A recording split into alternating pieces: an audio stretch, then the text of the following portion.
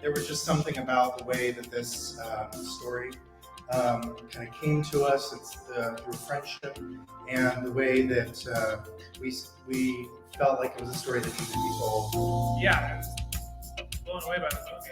Thank you. It was amazing. It was awesome. The movie was so inspirational. I thought it was amazing. I loved it. It was great.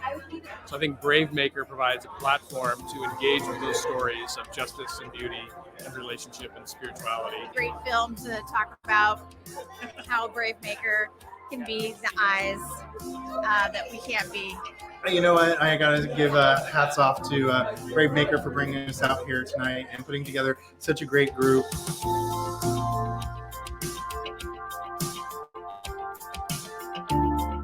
Bravemaker does not exist without the community of people that volunteer. If you want to be a part of it, please join, especially if you're a part of a community center or a church or a school or your business in Silicon Valley wants to affect change here in the Bay Area. We want you to join us. Be a sponsor, volunteer. There's a ton of ways you can get involved. Brave stories change the world. Brave stories change the world. Brave stories change the world. Brave stories change the world.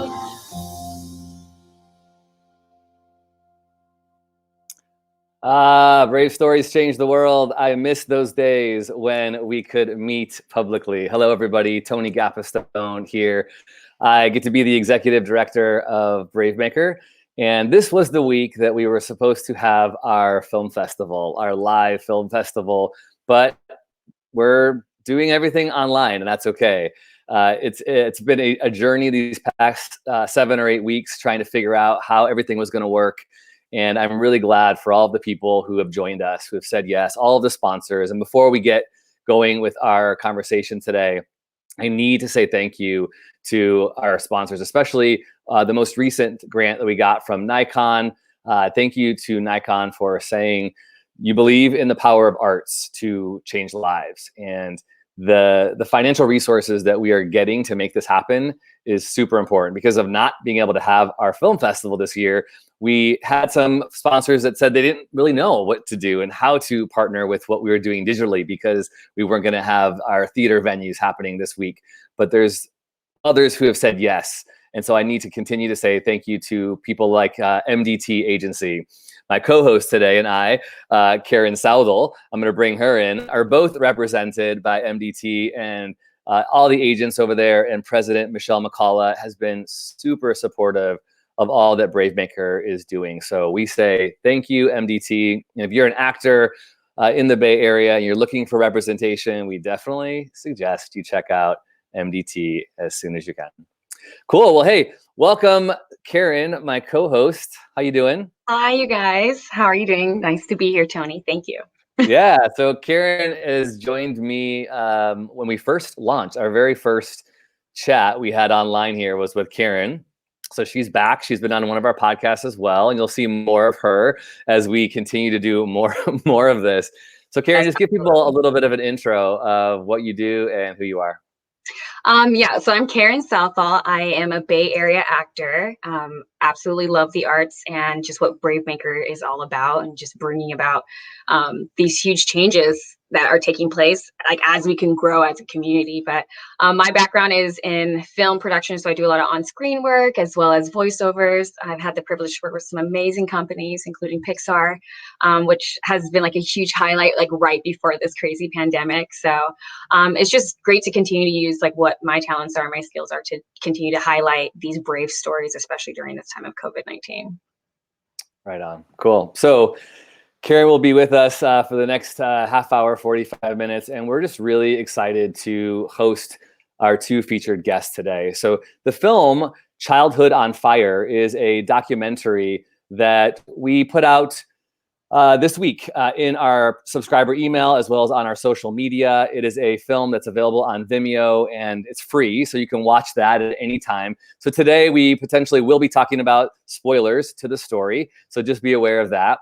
If you are watching us and you just found us, we always invite questions to our featured guests. So with no further ado, let me bring out filmmaker Jason Hanasik and featured subject of the documentary Childhood on Fire, Nick Hurndon. Welcome to the podcast, you two.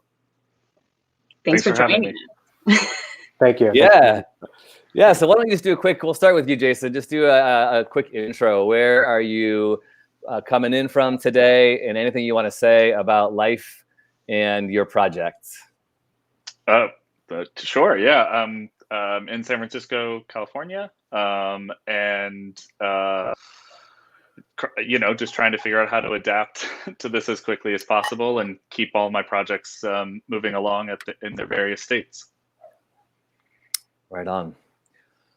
And Nick, again, thank you so much for being with us today. You are the featured subject of A Childhood on Fire, and can't say enough how amazing it was that you could transparently share your life. This film is about a very intense subject of childhood trauma, and I would say even racism. So we're going to get into that today, but just share where you're calling from and what life is like for you. I know you have 2 kids, and that's a very different situation going through a pandemic. Yeah, I'm calling from my home in Portland, Oregon.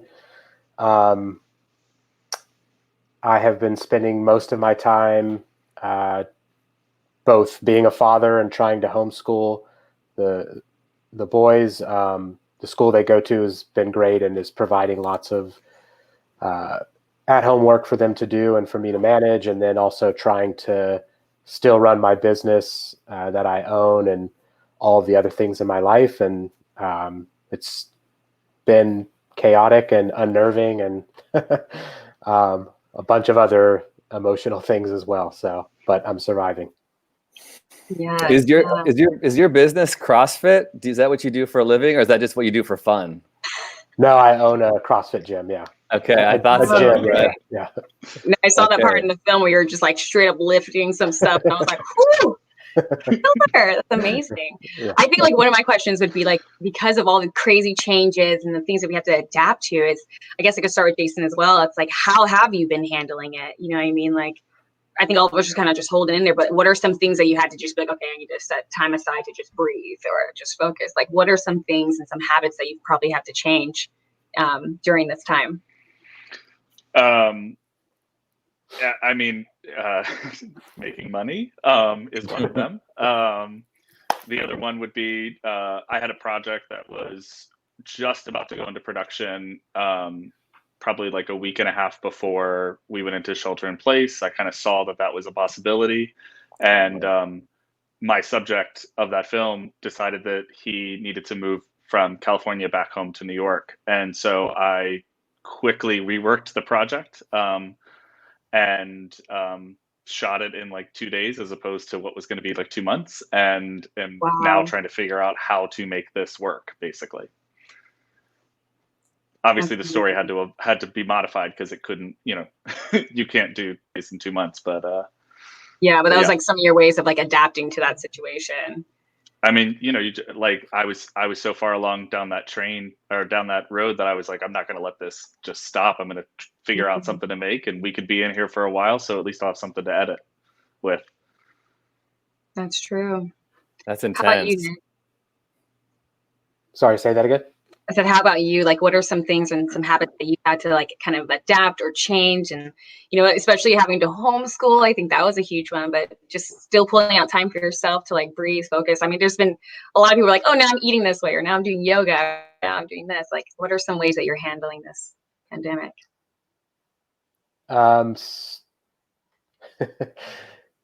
Still trying to get some sort of workout in and stay connected to people that are in my life mostly.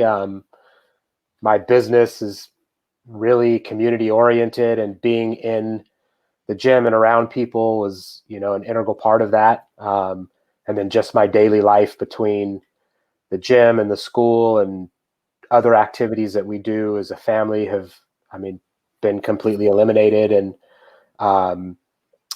trying to manage all of that stuff has been difficult. And I think it's impossible to replicate any of that stuff at home, but you know, having Zoom meetings with people and talking to people on the phone, and we've had people come over and just sit in the yard, social distance wise, and you know, chat, do those kinds of things, and walk around the neighborhood and just really try to appreciate the time that I have with my family, you know, beyond what I normally would. And as I'm sure you all can imagine, as difficult and frustrating as it can be to be around the same people all the time and not have an escape, trying to flip that and look at the positives and recognize that I have never had this opportunity prior to this. And once this is all over, I probably won't have it again. And so just trying to look at it through that lens has been helpful. So that's good. Yeah, thanks for sharing that. Yeah. If you're just tuning in, I'm Tony Gapistone, Executive Director of Bravemaker, and today with my co-host Karen Saldo, we're talking to documentarian Jason Hanasik about his film Childhood on Fire, with subject featured Nick Hurndon. And I think it's important just to take a second when we get into these conversations. I love to dig in, and I love to talk about creativity and the projects and how everything came to be. But I also recognize we're in the middle of a pandemic. So we always we have been trying to start with these questions, like, how are people coping? Sometimes I cope with being more productive and trying to take advantage of these things. And I've had good friends kind of push back and say my energy level sort of annoys them. And so giving people freedom to recognize that not everybody wants to do that. So I love it that we all kind of find our own space. Some people just need to do nothing, and that is okay too. So as you tune in today, our Bravemaker friends, family, and audiences, please, we just don't want to put any pressure out on anybody. We also know that these topics could be sensitive and triggering. So just know that as we get into today's subject matter, practice self-care, and hope you know you're valuable and your life has meaning. So we're going to just jump in. I want to hear from Jason before we talk about Childhood on Fire specifically. Can you give us a little background to how you started filmmaking, how you became someone who liked to tell stories? Sure. I started in the visual art world in 2000, and kind of built a career in that space, and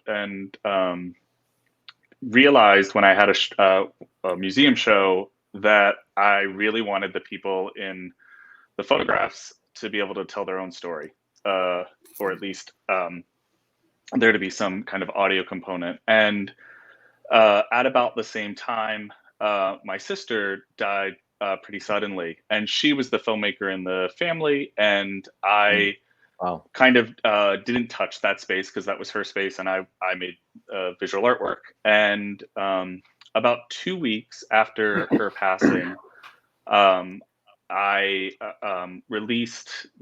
made, and Gap Inc. released their contribution to the It Gets Better project, which was about LGBT suicides. There was a project trying to combat against the sudden uptick in suicides across the country. And I was working at Gap at the time in a low-level position on their online team, and that's how I kind of like got in, and I lied.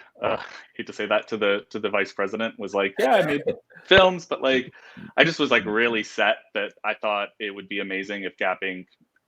Made a contribution, because we just knew how many people, LGBT individuals, were working in the company. And I thought, if this goes out into the world, because at that point no other company that had any physical stores had made a contribution, maybe some of the individuals who were suffering would go to a Gap store and basically make a friend, and maybe that could save a life. And from there, my kind of career went crazy inside of Gap, because they saw the film and it worked out well, and I became their storyteller for a bit. And then I got to a point where I just couldn't tell any more stories about jeans. So, and I recognized that I just didn't understand enough about the craft. And so I went back and did a second master's at UC Berkeley's Graduate School of Journalism. And I worked in the documentary film strand. And A Childhood on Fire is my second film. That's amazing. Wow. Really cool backstory. I love it. Nobody has the same template. There's no one way to break into the creative world. So I love that. I love hearing people's backstory.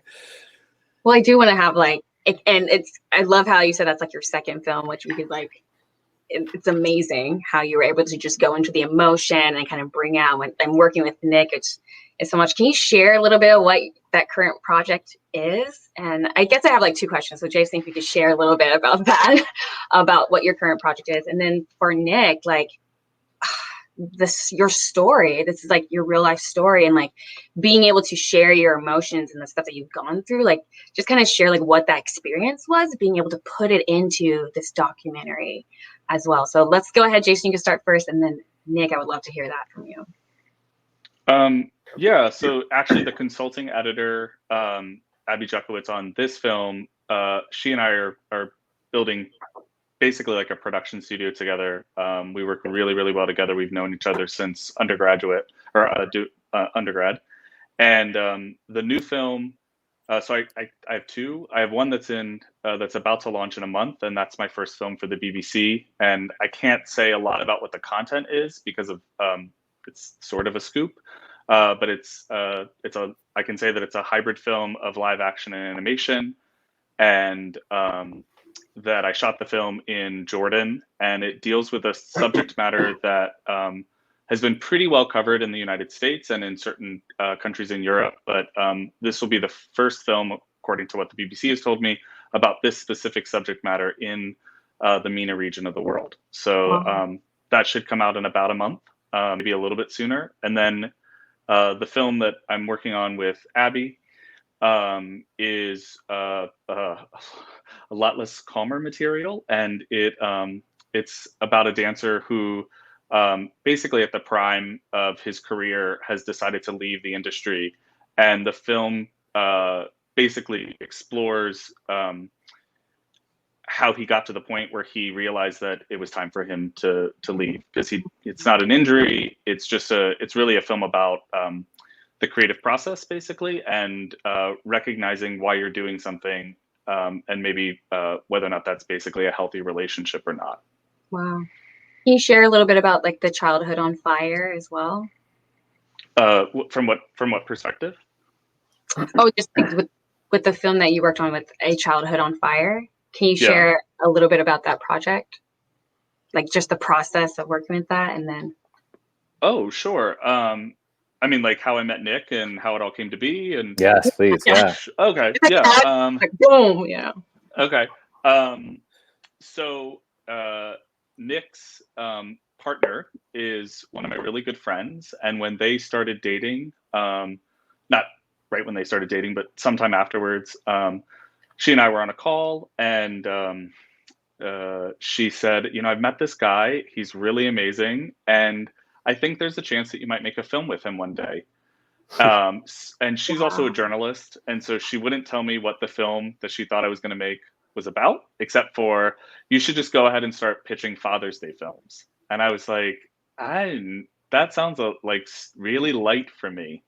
I'm not as interested in like just a kind of like generic Father's Day film.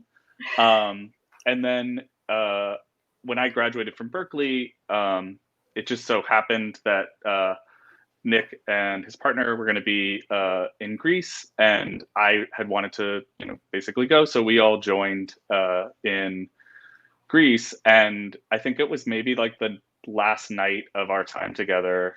Nick and I were talking about. I've been running into issues with my relationship with my dad, and I was basically asking Nick for advice, like, how do you, like, this is what I'm going through. Do you have any suggestions? And I have some pretty intense stuff that's happened between me and him. Certainly not quite to the same extent in terms of Nick's situation with his father. And so he gives me some advice, and then he was like, I think he said, correct me if I'm wrong, Nick, well, if you think that's bad, my dad set me on fire when I was a kid, and I just was stunned. I like did not like it. I don't know that I've taken that many deep breaths before responding. And then that was in the summer of 2017, and then in 2018, and the story had been like sitting in the back of my mind, and I was like, yeah, I now it's all coming together. What the film basically, like, why Nick's partner, my friend, had said that I probably would make a film with him one day. And then in 2018, I got an invitation to apply to the first Global Short Docs Forum, which was bringing filmmakers from all around the world to London to basically develop pitches for major broadcast, partners that were working in the short doc space. And my first film had been acquired by The Guardian, and I really wanted this new film to live with basically on the same platform as A Childhood on Fire. And they happened to be at the forum, and I pitched them, and they commissioned the film shortly after the forum. And I started production in 2018. Wow. Thank you. Yeah. That's just amazing. I mean, as soon as you said what Nick told you, like his dad set him on fire, like gave me chills a little bit in that moment as well. I was like, oh, like I don't know what my response would be to that as well. But just kind of directing it to Nick, like being able to put yourself out there and like be vulnerable and share your story. Like how did that feel to be able to bring it about into a documentary and be able to express that for an audience to see like us?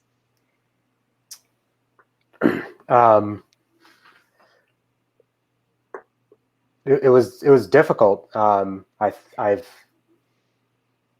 said this with Jason before, and I'm very appreciative of what Jason has done and the relationship that we've had and developed in making this film. And I've kind of said it to him before that I don't know that I would do it again. It was that hard.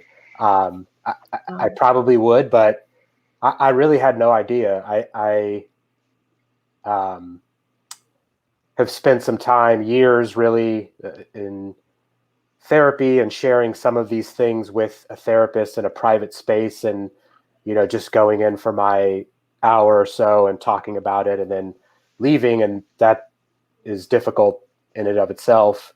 But then sitting down and going through the actual process of making a film is difficult, and then also just having that emotional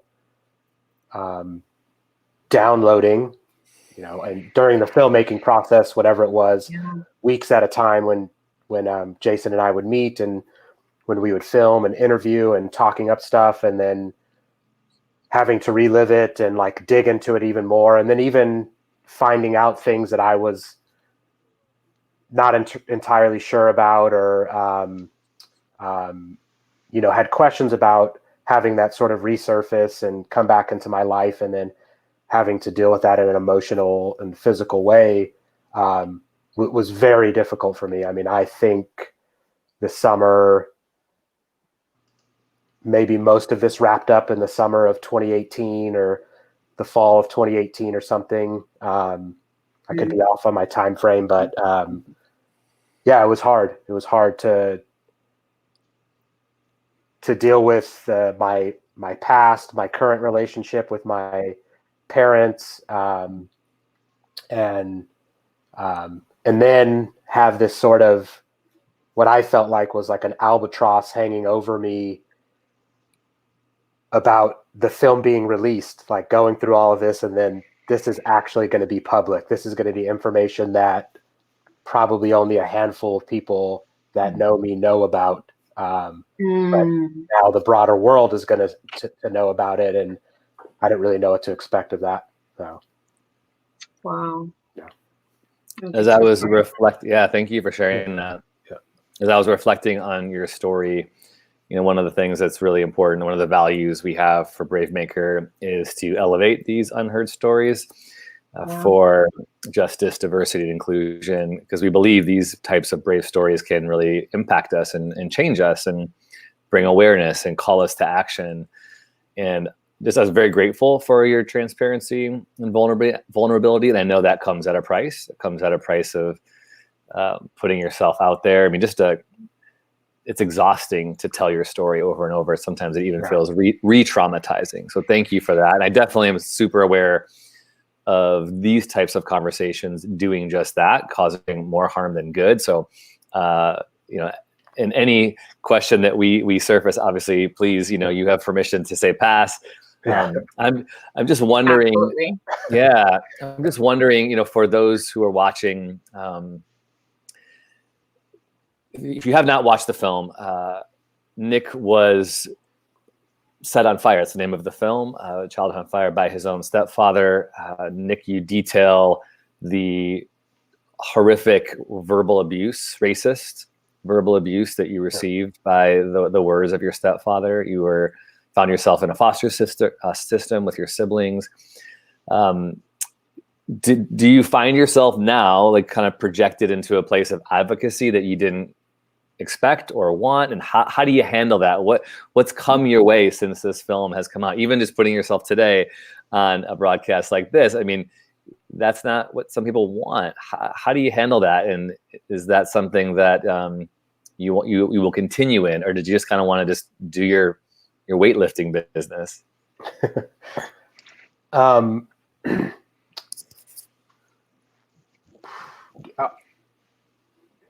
Are you asking me if I'm advocating in some way in regards to like child abuse and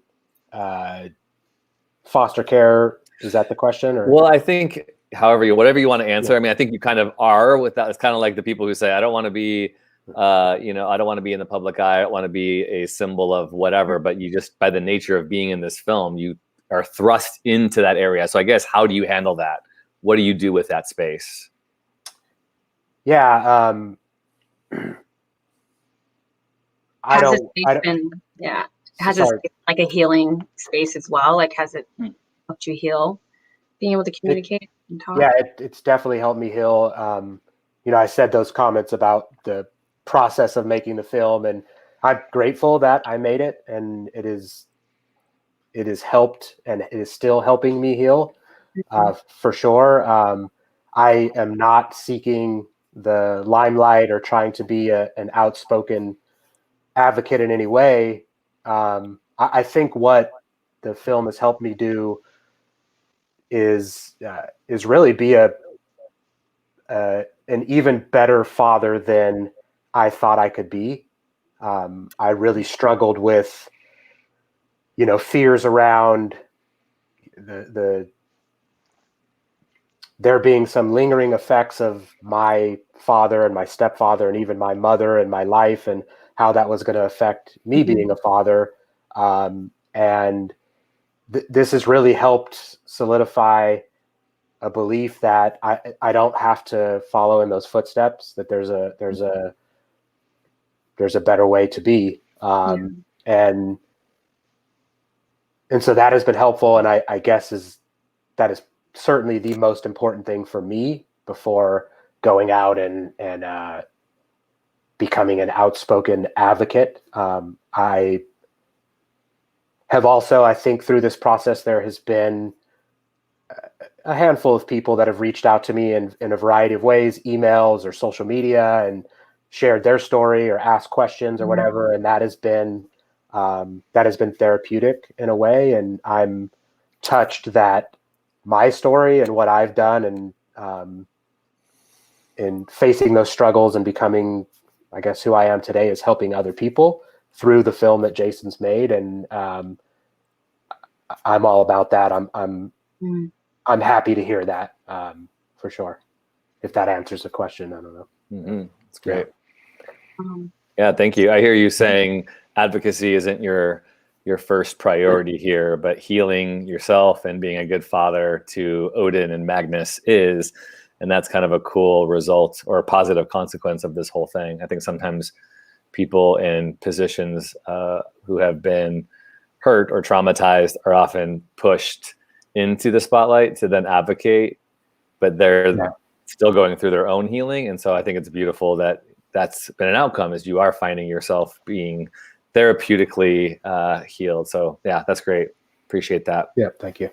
And if you're just tuning in, Tony Gapistone, executive director of the Brave Maker Film Fest. You can slide in questions on the comments here on Facebook Live, and I'm going to bring in Robertino, who is Brave Maker's assistant director, as one of our film's programmers. I think he's the one who found this film. He says, "Thank you for sharing this deep and personal film. Nick, you have been a positive influence on your boys and others who connected with this film. It is a tough topic to deal with, but it is real. So thanks to you both." And we have Viliami, also known as Lupe, just hands with gold.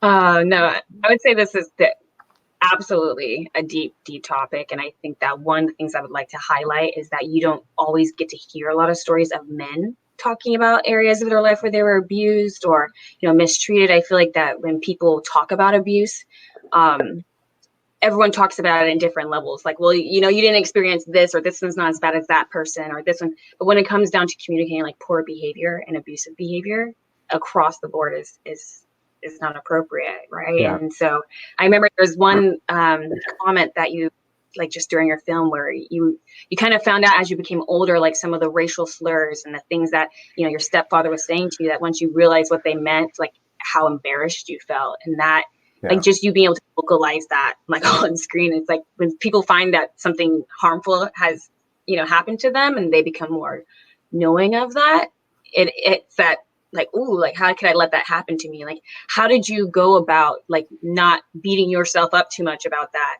and being able to heal and be able to communicate that? Nick, I don't know if you want to share a little bit on that. Sure. I still beat myself up about it. I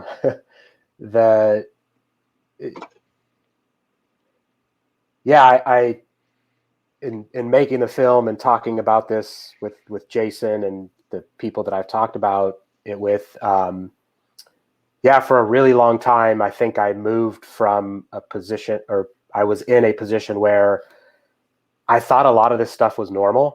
Like it just was my experience and it's something that I was living with. And then as I started to age and realize that it wasn't normal, there was a level of embarrassment, and I didn't want to talk about it. I wanted to have a normal childhood, a normal relationship with my parents. I felt like it said something about me if I told somebody that this happened to me, or my parents treated me a certain way or whatever, that it was reflective of me, that I was at fault for it. And I mean, I would say that I probably felt that way for the vast majority of my life, maybe up until a few years ago, 5 years ago or something, where that started to erode. And I really started to dig into that train of thought that I had. But even today, I don't know that I have fully gotten beyond those feelings around that, about being treated that way. And sometimes I still beat myself up about like, how could I let that happen to me? How could I stand for that? How could that ever, why did I do that? Why did I do more to escape it? And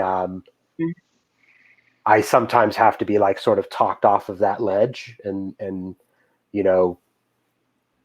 put back in a place where it's not my fault that those things happen to me. It's not something that I caused to happen.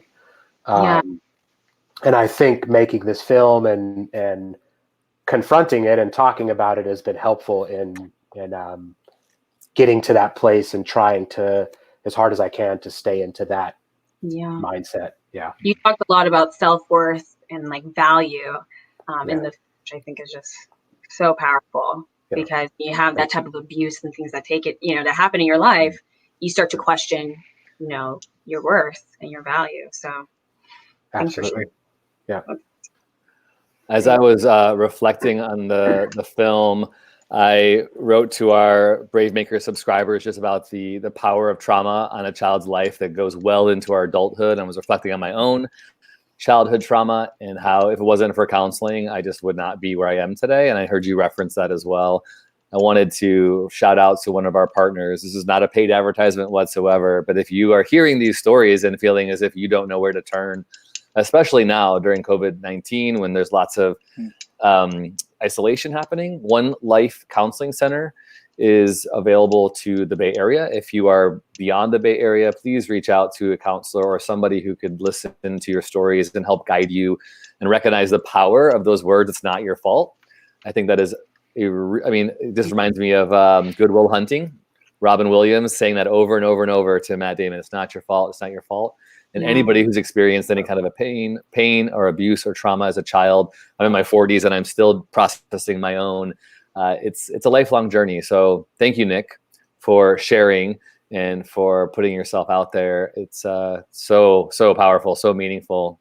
Jason, can you talk a little bit about? Oh, go ahead. Did you want to ask a follow-up for Nick? I'm gonna add like a little bit to what you just were saying, like to people who are going throughout that journey. I think it'd be good to highlight like people who are probably going through that right now, because I feel like there are a lot of people who are in isolation and are at home, but that home may not always be a safe place as well. And so that's just like another thing that, get around people, talk to people, and, get counseling, get therapy, be safe as well. So go ahead. Yeah, and I know a lot of people at this point too are at the edge in some way, shape, or form. And I always want to encourage you, maybe you're not at the edge, but maybe you know someone who is, would you just put this number in your phone? It's the Suicide Prevention Lifeline. I keep this number in my phone just to share it with anybody that I know. You might not feel as if you are going to take your life, or you just need some help, but they can connect you to counselors. They can connect you to people who can talk to you for free. So it's 800-273-8355. I'll leave that up there for a minute. Please put this in your phone. I highly recommend that this is just something you save in your phone to be able to share, or if you ever get to a place where you might need it as well. Jason, can you talk about the making of the film? Obviously, there's an emotional side to it. As someone who's documenting the story, how did you process through that? And then just the practical, tactical side of getting this film, cutting it down to 13 minutes when it's such a big story that could have been a lot larger, right? Just talk about those two elements of the making of the film. Sure. I wanted to circle back though to a question that Karen asked at the top of kind of like how I'm handling, this shift, and listening to Nick. Listening to Nick's responses, I just want to say that like I find myself telling people that I love them a lot more often than I had previously, and listening to Nick's story just reminds me to how much I love him, and he's part of my chosen family, and obviously so is Magnus and Odin and his partner Amanda. So yeah, I just wanted to add that in. We love you too, Jason. Thanks. Warm fuzzies. And I also just love that there's a therapeutic service that is sponsoring a film festival. That's amazing. So how did I make the film? It's like such a big question. You want to focus it on I love hearing people like, how'd you conquer some of the problem? What problems surfaced? What were some like obstacles? Like what obstacles surfaced? Like obviously finances, getting cameras to Nick's house, anything you want to share there. Yeah. I mean, how do you thank goodness there's no archival material of the violence. But also how do you represent that? I mean, that was the biggest challenge, was doing that in a way that I really wanted the audience to have a visceral reaction when Nick is telling that part of the story. And one of the things that I noticed during the filmmaking process was Nick's kind of cadence of delivering the story is relatively even throughout. I mean, it's even throughout. It's not relatively, it's even, which allowed me to do opera, basically, in the visuals. I could go completely over the top in certain places that I don't know had the storytelling, the audio dialogue been kind of a little less even, basically. It's almost like they would have hit at the top of the spectrum, right? It would have like kind of crowded out. in some ways. And so that was the first challenge. And then also, how do you make a film that's also not just about violence and about the traumatic experience? Because I think the thing that I'm most interested in this process, or in the film, is these beautiful, philosophies, and also ways in which Nick is with. So Nick's philosophies around parenting, and also getting to see a man be with his young boys in a way that's so incredibly loving and caring, and really using that as a counterpoint to these horrific series of experiences that Nick had as a child. Because I know that that's the kind of, like, I want to live in a world where men have a lot more on the spectrum of what's acceptable, and I felt like acceptable behavior. And I mean, I want that for women as well, but I feel like this is a really compact space, especially for I'll stop right there. So I really wanted to figure out a way where both Magnus and Odin are kind of protected from the stories of the violence. So they're visually always in or around water. They're also kind of protected as it relates to, they're inside of these lunch notes that Nick is sending them, and telling them about their worth. And so it becomes this kind of like undulation of going in and out of this horrific experience into these, really, really beautiful, I think, watching these beautiful experiences of Nick with his boys. I can answer some like technical, tactical, and how they relate to the creative, if that would be useful, or if there's something else.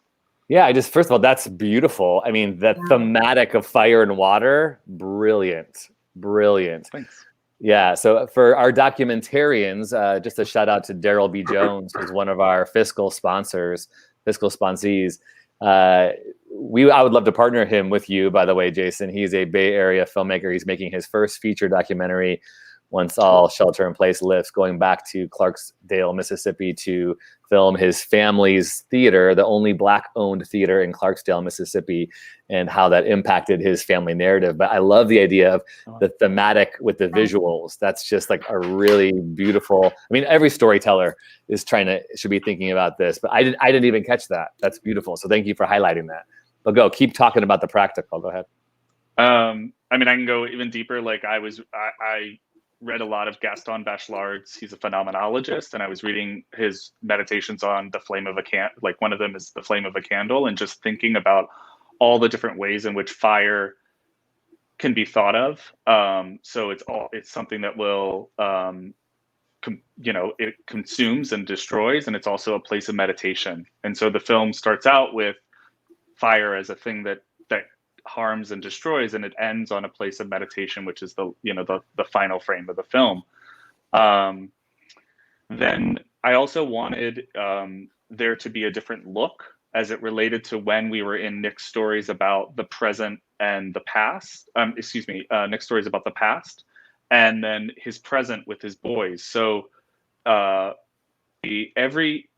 of the B-roll and also the interview shots are shot at 35 millimeter, just a standard 35 millimeter. I made it with a DSLR, so it's that angle of view. And then I had been watching a lot of oh wow, I'm totally going to blank on the cinematographer's name. He shoots a lot of Terrence Malick's work, Lubeski. I've been looking at a lot of the films that Lubeski had filmed, specifically Malick's films, and I was obsessed with the angle of view that was used in like The Tree of Life and the Revenant. And so I figured out what millimeter lens that would be, because obviously Lubeski's not shooting on a 35 millimeter DSLR for those films. And so once I figured that out, all of the shots of the boys are in this super wide angle, which is also a way of trying to differentiate them from the stories that are happening in the past. Wow. Wow, that's very cool. Very cool. Very cool. Very cool. Well, I feel like this has been a masterclass in filmmaking, but also just in personal identity shaping and expressing one's life journey. So thank you, both of you, for sharing with us today. Karen, do you have any follow-up questions you want to toss out there today? Follow-up questions. I mean, definitely have a bunch more questions because the story is so complex. But I would just say, like, what is some advice that you can give, like, any filmmakers or aspiring filmmakers or actors, directors, like, from your story, Jason, like being able to like start with Gap and like have your vision and all of a sudden move over here, go back to school, go and get this degree, and it's just beautiful. Like, so what is some advice that you could, you know, give the next generation of aspiring workers? You know, I mean, it's so funny. I'm queer, so I'm definitely not on a straight path, but there literally is no straight path.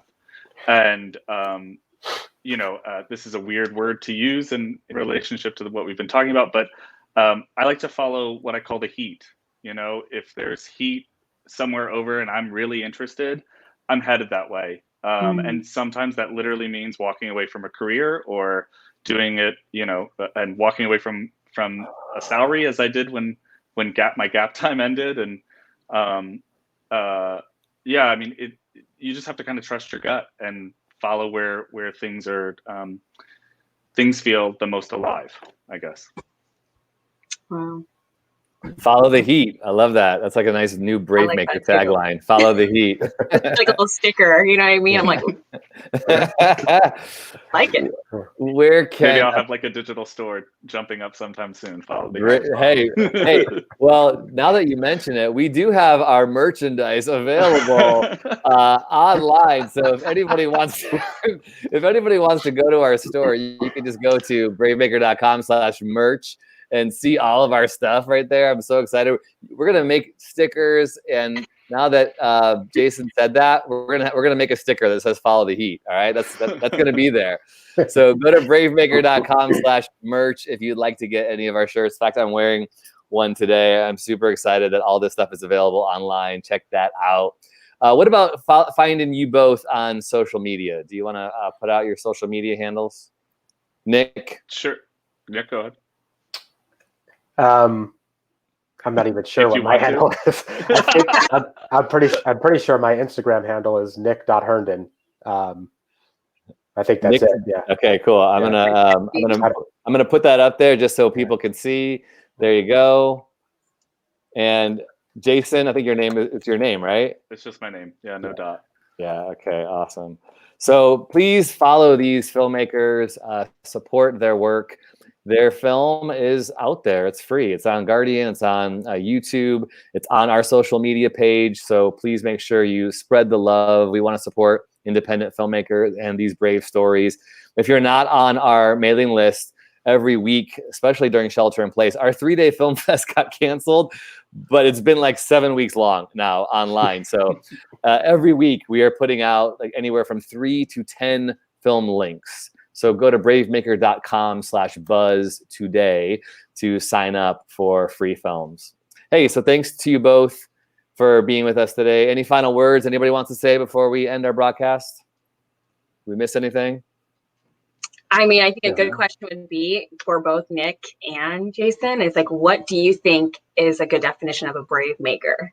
Ooh, good one. Go ahead, Jason. You can start first. I mean, since you're going to make a sticker, a brave maker just follows the heat. Ooh. Like that. It's going to happen. That's going to be up there on the store this week. I'm telling you. And Nick, you're entrepreneurial. You have your own business. You're a father. What do you want to say about being a brave maker? I don't have a catchy tagline or anything like Jason just came up with or anything. Yeah,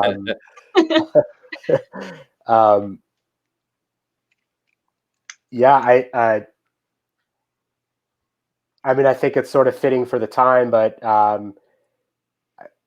I don't think anything's easy. You know, everybody has their difficulties, and you know, life is certainly hard. But you know, a brave maker is somebody who can do it. You know, that puts their head down and whatever life throws at them, and obstacles coming their way, just steps over them and keeps pushing forward. So. I love it. Great way to end.